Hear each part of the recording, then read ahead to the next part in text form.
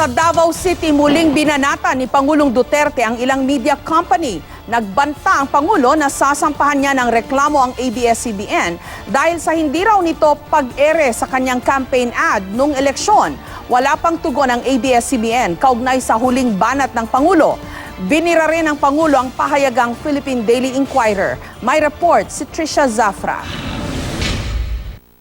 Nito lang mga nakaraang buwan, halos sunod-sunod ang banat ni Pangulong Rodrigo Duterte laban sa ilang media company dahil umano sa kritikal nilang pagbabalita kontra sa administrasyon. Iginit ng Philippine Daily Inquirer na naging patas sila sa kanilang pagbabalita. Wala namang tugon ang ABS-CBN sa mga banat ng Pangulo. Kanina sa groundbreaking at launching ng AFP-PNP New Housing Design and Modalities in Davao City, muli niyang binanata ng ABS-CBN. Ang galit ay may kinalaman daw sa 2.8 million pesos na halaga ng TV ads na binayaran daw pero hindi inere ng ABS-CBN noong panahon ng kampanya. I'm telling you now, I will be filing charges of multiple syndicated staffa.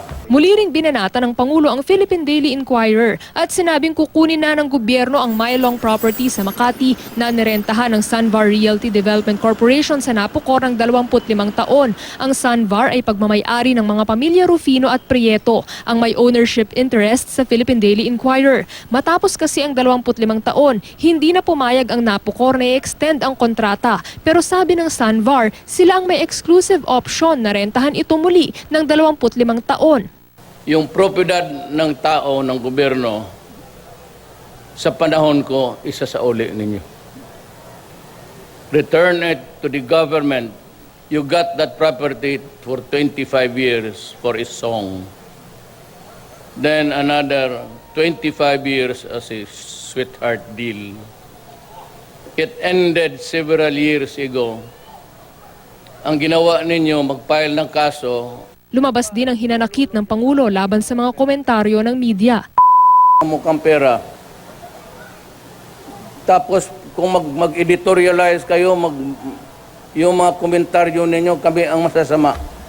Actually, kayo ang magnanakaw eh. Kung may press freedom daw ang media, may freedom of expression din daw siya. Malaya raw siya magpahayag ng galit sa media. Kayong taga-media. You know, you want to know my sentiments?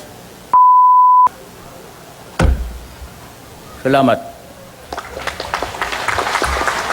Patuloy na kinukunan ng GMA News ng pahayagang ABS-CBN. Sa isang pahayag, sinabi naman ng Sunvar na nasa korte na ang kasong ito at bilang isang good corporate citizen, ipagtatanggol na raw nila ang posisyon nila at irirespeto anuman ang desisyon ng korte.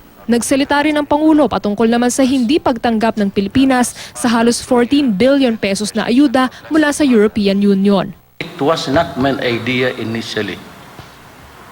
It was the decision of Carlos Dominguez III, Finance Secretary.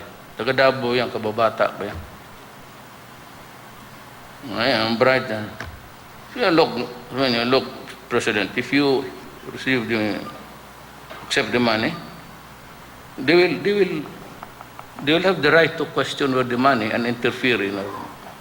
Huwag mo kaming maliitin take your money, we will survive. Mula rito sa Davao City, Trisha Zafra, GMA News.